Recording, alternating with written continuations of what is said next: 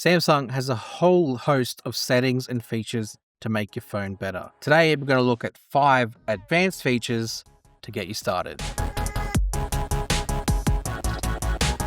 Welcome back to SamMobile TV. You're here with Daniel. The advanced features menu in Samsung phones has been around for a while.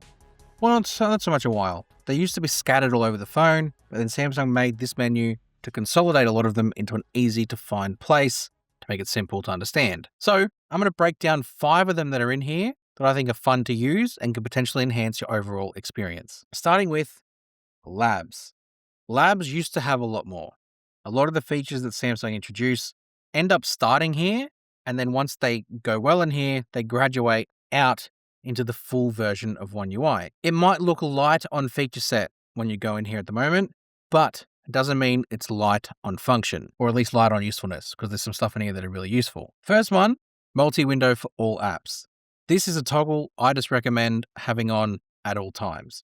Reason being is it breaks it down here. Allow all apps to open in pop-up view or split screen, including apps that have been designed, or that haven't been designed rather, for these layouts. Simple. If an app doesn't support multi-window, this will force it to support multi-window.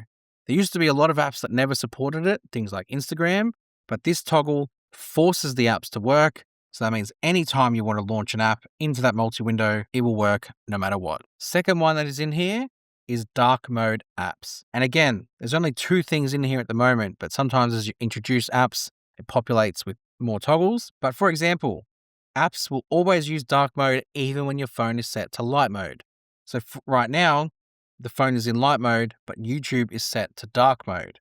So if I go and open YouTube, it opens up in dark mode. But if I go back and turn this toggle off, YouTube will then go back into light mode to match the phone. But I actually kind of like that YouTube always launches in dark mode, so I prefer to keep that toggle on.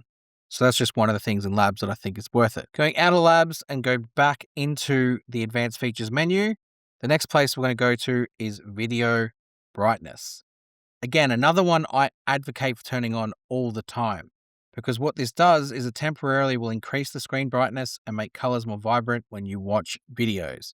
So with this turned off, you can see the little example it gives you, everything's a little bit duller. But then you toggle this on, and these apps here all benefit from a temporary boost in brightness to give you a better visual experience. So we can show you YouTube being a great example as it off, and then I'll go and turn it on and show you the difference. Okay, this is with brightness, video brightness turned off. So as you can see, it already looks a little bit duller, not quite as bright on the screen. I'm going to pause it, go back into the settings, and here, advanced features, video brightness, and make it bright. Go back here, these 2 new handsets from Samsung. And immediately, I notice that the brightness is boosted and there's more visually aesthetically pleasing brightness about the display based on what it was before. Definitely turn that on. Next one I want to show off is screenshots and screen recordings. I'm not going to show everything in here, just a couple of things that I think will actually be really useful for you. First one is the show toolbar after capturing. This is the additional options that you have after you've taken a screenshot. So if I want to take this screenshot here, the toolbar will appear and things like scroll capture will appear as well, which means I can keep scrolling and take that extra long screenshot that you can do on Samsung. But if you don't like that, you're free to turn that off, and then you take the screenshot and nothing happens, which I think is kind of boring. So let's leave it on. You've also got the option to save original screenshots. So it will revert to the original screenshots after you edit them in the gallery and keep that back as well, but it will use more storage space. Next, kind of linking into the labs that we did before, we've got multi-window. These are the ways you can launch into a multi-window environment. So you've got 3 toggles in here. You've got swipe for split screen. When you click on that, it shows you the way that works. So a 2-finger swipe up from the bottom brings up the option to launch another app in multi-window. You've got swipe for pop-up view. The whole point of this is you have the top corner areas on both sides where you can actually drag into a pop-up for that screen. You can customize the area and it sort of shows you a little bit there what that looks like. And then bam, you got a pop-up, and then bam, it's back in full screen. I think having it a bit smaller is better. But perhaps probably I think the most important one in here is full screen in split view. What this does is when you launch 2 apps side by side, it'll lose the bar at the top here to get the maximum amount of screen real estate out of both apps. So with this turned off, let's just launch internet browser, and then I'll launch X down the bottom. And what you can see is that you lose a bit of space here with the notification bar at the top here. But if I go and turn this on and go back into that, you can see it fills up the entire display, and then you get a bit more screen real estate out of it. So look, it's up to you whether you want to use it. You might think it's not as practical, but the toggle's there should you decide whether you want to or not. And the last one we're going to show you in here is Galaxy Avatar. You might think this is silly. It's probably because it is.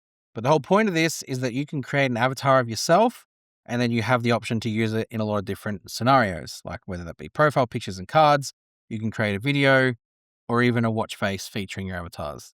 So let's just create one.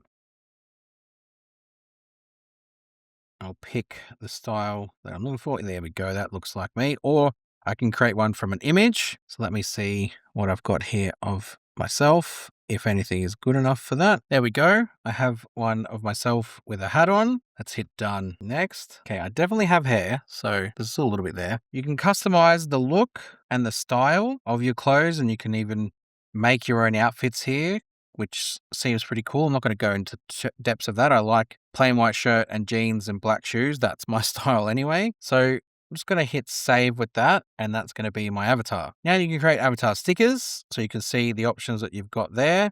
You can download extra ones if you want to download some expressions and get the sticker packs, and that'll add it into the pool here. You can add these things into your gallery. You've got avatar camera, which then allows you to do things like this. So that's with your own avatar. You've got the mirror, and the whole idea is that's going to mirror your movements. As you can see, the head is moving as I am moving. And you've got play, where the play actually allows you to put the avatar into the environment. Let's move it around a bit. And you can do things like, there's the avatar there. I can move him around. Can shrink him down. He can follow a bit of a path, and you've got different scenes. Anyway, you get the idea of how this works, right? It's all about having a bit of fun with avatars. You've got different options too. So if you wanted to turn yourself into Croc Grow, I think Samsung call this for kids mode, that's there too. You've got the option to create like avatar videos. So in here, you can hit create avatar video and create a video based off something that's down the bottom here. So you have the option to like download certain dance styles here, and then you save that as a video. And then that becomes a video you can use in lots of different scenarios and situations. It's all just a bit of fun and something you can use for fun. It's not meant to be taken seriously, so don't go crazy and like, what a waste of time. It's just a bit of fun. That's all it is. You can choose to set this as like a lock screen, alarm background, call background. There's lots of different options you can do with it. And that's Galaxy Avatar. That's how it works. And that is some of the advanced features that are within your Samsung phone that you might want to use and have fun with. So I'll leave you with those. Make sure you subscribe to SamMobile TV for more tips and tutorials like this. Lots more upcoming. Go check us out on our website. Go find us on all our socials, and we'll see you guys next time. Thanks.